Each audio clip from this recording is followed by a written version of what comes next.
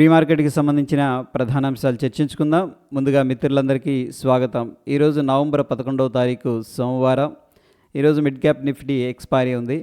ముందుగా ADR sentiment ఎలా ఉందనేది ఒకసారి చూద్దాం. ఐసిఐసిఐ బ్యాంక్ నెగిటివ్లో క్లోజ్ అయింది. Doctor Reddy's Labs, Infosys, HDFC Bank, Wipro అయితే పాజిటివ్గా ఉన్నాయి. కొంత పాజిటివ్ సెంటిమెంట్ అనేది ఏడిఆర్స్ నుంచి కనిపించడం అనేది విశేషం. ఇక ఇండియన్ ఇండిసెస్ ఎలా పర్ఫామ్ చేసినాయి అనేది మనం చూసుకున్నట్లయితే reality, media, PSC bank top లూజర్గా ఉండగా నిఫ్టీ, ఐటీ, ఎఫ్ఎంసీజీ, ఫార్మాలో కొంత బౌన్స్ అనేది కనిపించింది. అగైన్ ఏంటంటే ఒక 65 to 70% ఇండియన్ ఇండిసెస్ అండర్ ప్రెషర్లో ఉన్నాయని చెప్పేసి చెప్పుకోవచ్చు. ఇక గ్లోబల్ మార్కెట్స్ ఎలా ఉన్నాయి అనేది మనం చూస్తే హాంకాంగ్ ముఖ్యంగా 4.76% డ్రాప్ అయింది.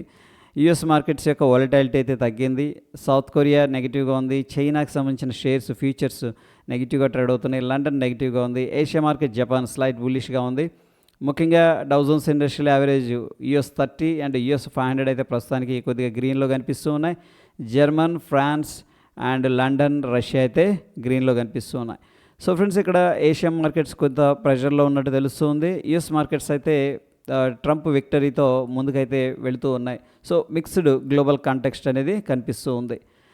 ఎకనామిక్ క్యాలెండర్ విషయానికి వస్తే ఈ రోజున మనకి జపాన్కి సంబంధించిన డేటా అనేది రిలీజ్ అయింది. అడ్జస్టెడ్ కరెంట్ అకౌంట్ అనేది ఇది అయితే పాజిటివ్గా రావటం అనేది జరిగింది. అయితే ఫ్రెండ్స్, ఇక్కడ ఇండియాకి సంబంధించిన ఈవెంట్స్ అయితే ఈరోజు కానీ నిన్న కానీ ఏమి లేవు. రేపటి రోజున ఇండియాకి సంబంధించిన మేజర్ ఈవెంట్స్ అనేది కనిపిస్తూ ఉన్నాయి. Manufacturing production year on year బేసిస్లో ఎలా ఉంది అనేది రిలీజ్ అవుతుంది. దాని తర్వాత industrial production year on year బేసిస్లో ఎలా ఉంది అనేది రిలీజ్ అవుతుంది. Inflation rate year on year బేసిస్లో ఎలా ఉందని చెప్పేసి రిలీజ్ అవ్వడం జరుగుతుంది. And inflation rate month on month ఏ విధంగా చేంజెస్ ఉన్నాయనేది రిలీజ్ అవుతుంది. సో ఈ డేటా అనేది మనం ట్రాక్ చేయాల్సి ఉంటుంది.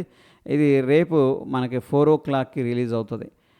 ఫ్యూచర్ అండ్ ఆప్షన్స్లో ఉన్న స్టాక్స్లో కొన్ని స్టాక్స్ అయితే రిజల్ట్స్ అనౌన్స్ చేస్తూ ఉన్నాయి. అటువంటి వాటిల్లో UPL, NMDC, Hindu copper, Shriram cement, ONGC, GNFC, Britannia, Ramco cement, Jubilant food, Balampur చిమ్నీస్, హిందాల్కో అనేది కనిపిస్తూ ఉన్నాయి.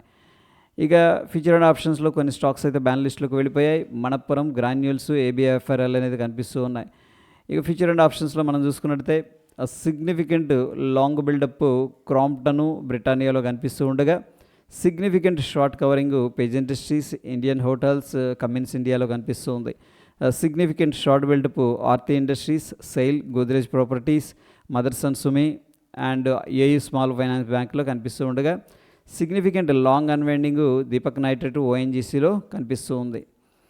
ఇక ఈ చార్ట్ అనేది మనం అబ్జర్వ్ చేస్తే ప్రస్తుతం మొన్నటి రోజున ఫ్రైడే రెడ్ క్యాండిల్ అనేది ఫార్మేషన్ జరిగింది. వాల్యూమ్స్ అయితే చాలా తక్కువ పార్టిసిపేట్ చేస్తూ ఉన్నాయి. కొద్దిగా షార్ట్ కవరింగ్ లాంగ్ అన్వైండింగ్ జరిగిందని చెప్పేసి ఇంటర్ప్రిటేషన్ అనేది చూపిస్తూ ఉంది. అంటే ఎవరైతే లాంగ్ తీసుకున్నారో వాళ్ళు ఎగ్జిట్ అయ్యారని చెప్పేసి అర్థం చేసుకోవచ్చు.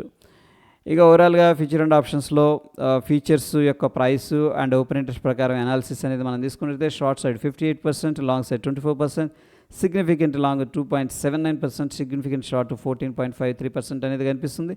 ఓవరాల్గా షార్ట్ సైడ్ ఇంటర్ప్రిటేషన్ అనేది చూపిస్తూ ఉంది. నిఫ్టీ హీట్ మ్యాప్ అనేది మనం తీసుకున్నట్లయితే M&M టాప్ గెయినర్గా ఉండగా Trent, coal India, Tata steel, Asian paint, SBIN, Shriram finance అనేది టాప్ లూజర్స్ లిస్ట్లోకి వెళ్ళడం జరిగింది. ఇక పార్టిసిపెంట్ వైజ్ డేటా అనేది మనం తీసుకున్నట్లయితే ఎఫ్ఐఎస్ అన్నింటిలో కూడా న్యూట్రల్గా ఉన్నారు. కొన్నిట్లోనేమో షార్ట్ సైడ్ ఉన్నారు. ఎక్కడ కూడా లాంగ్ సైడ్ అయితే లేరు. ప్రొపరైటరీ స్టాక్ ఫీచర్స్ని బయలు చేశారు, అంటే లాంగ్ ఉన్నారు. ఇండెక్స్ ఆప్షన్స్లోనేమో షార్ట్ పొజిషన్స్ ఉన్నట్టు తెలుస్తుంది. ఇక క్లయింట్ డేటా అనేది మనం తీసుకున్నట్లయితే స్టాక్ ఫీచర్స్ ద్వారా బుల్లిష్ పొజిషన్స్ అయితే క్రియేట్ చేశారు. డిఐఎస్ పెద్దగా యాక్టివ్గా లేరు. స్టాక్స్లో మాత్రం మీడియం బుల్లిష్గా కనిపిస్తూ ఉన్నారు. ఇక ఎఫ్ఐఎస్ డేటా అనేది మనం చూసుకున్నట్టు స్టాక్స్ 3,404 కోట్లు క్యాష్ మార్కెట్లో సెల్ చేసినట్టు తెలుస్తుంది. డిఐఎస్ ఏమో 1,745 కోట్లు క్యాష్ మార్కెట్లో బై చేసినట్టు తెలుస్తుంది. మొత్తం మీద ఎఫ్ఐఎస్ ఇప్పటికే 20,000 కోట్లు ఏది ఈ అక్టోబర్ 11వ తారీఖు ఈరోజు ఈ అక్టోబర్ మంత్లో 20,000 కోట్ల దాకా క్యాష్ మార్కెట్ నుండి సెల్లింగ్ చేసినట్టు తెలుస్తుంది. కంటిన్యూస్ సెల్లింగ్ జరుగుతుంది. డిఐఎస్ అయితే కొద్దిగా సపోర్ట్ చేస్తున్నారు బాయింగ్ చేస్తూ. ఇక ఈరోజు మిడ్ క్యాప్ నిఫ్టీ ఎక్స్పైరీ ఉంది కాబట్టి దాని గురించి కూడా లెవెల్స్ చూద్దాం. ముందుగా నిఫ్టీ అనేది తీసుకున్నట్లయితే ప్రస్తుతానికి మనకి గ్యాప్ డౌన్ అయితే అయింది 24,300. దాని తర్వాత ఇది ఇంపార్టెంట్ రెసిస్టెన్స్ లాగా ఉండే అవకాశం ఉంది, ఎందుకంటే గ్యాప్ డౌన్ జరిగింది కాబట్టి 24,084 అనేది ఇంపార్టెంట్ సపోర్ట్స్ విషయానికి వస్తే 23,760 అనేది మనం వాచ్ చేయాల్సి ఉంది.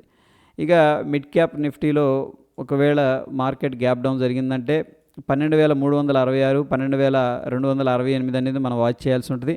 ఇంపార్టెంట్ లెవెల్ విషయానికి వస్తే రెసిస్టెన్స్ 12,530 అని చెప్పేసి చెప్పుకోవచ్చు.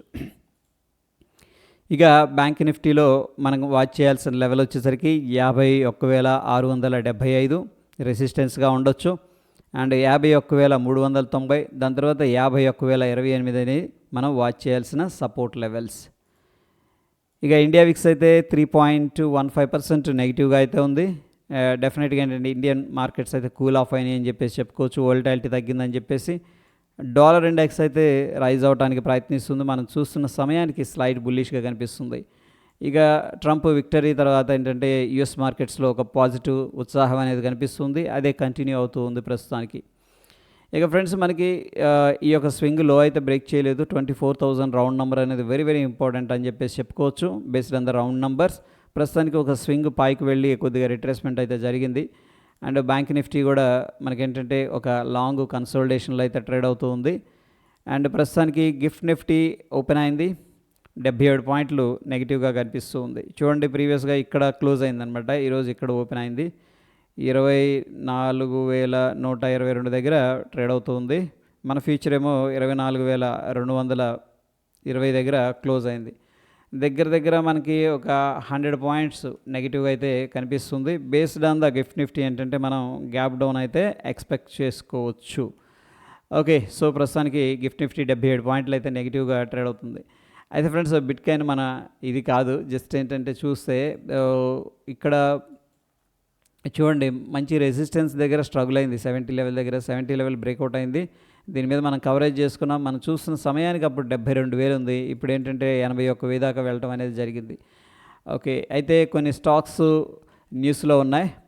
Tata Motors, Asian Paint, Divi's Labs, Ola Electric, ITI, Metropolis, DCX Systems, GR Infra Project అనేది. సో ఈ లింక్ అనేది నేను టెలిగ్రామ్ ద్వారా షేర్ చేస్తాను. అక్కడ నుంచి యాక్సెస్ చేసి ఈ కంపెనీకి సంబంధించిన ఇన్ఫర్మేషన్ అనేది ఒకసారి చదవండి ఫ్రెండ్స్. ఇక టెక్నికల్గా సమరీ ఎలా ఉంది అనేది మనం తీసుకున్నట్టయితే based on the oscillator and indicators అనేది నిఫ్టీ బ్యాంక్ అయితే సెల్ అనేది సజెస్ట్ చేస్తుంది. డైలీ టైం ఫ్రేమ్లో 30 మినిట్స్లో స్ట్రాంగ్ సెల్, 15 మినిట్స్లో స్ట్రాంగ్ సెల్, 5 మినిట్స్లో స్ట్రాంగ్ సెల్ అనేది సజెస్ట్ చేస్తుంది. అండ్ నిఫ్టీ 50 అనేది మనం తీసుకున్నట్టయితే మిక్స్డ్ కాంటెక్స్ట్ కనిపిస్తుంది. డైలీలో స్ట్రాంగ్ సెల్ ఉంది. లోవర్ టైం ఫ్రేమ్లో ఏంటంటే కొద్దిగా న్యూట్రల్ టు బుల్లిష్గా కనిపిస్తుంది. సో ఫ్రెండ్స్ మొత్తం మీద మన మార్కెట్స్ అయితే మళ్ళీ గ్యాప్ డౌన్ అయ్యే అవకాశం ఉంది. ఇటువంటి సిచ్యువేషన్లో ప్రస్తుతానికి సెల్ ఆన్ రైజ్ అయినప్పుడు ఇంపార్టెంట్ రెసిస్టెన్స్ లెవెల్ దగ్గర మనం సెల్ చేసే ప్రయత్నం అయితే చేయొచ్చు అనేది నా అభిప్రాయం friends. So that is all about pre market report. మరొక ఇంట్రెస్టింగ్ ఎపిసోడ్లో మళ్ళీ కలుసుకుందాం. Stay tune. ధన్యవాదాలు.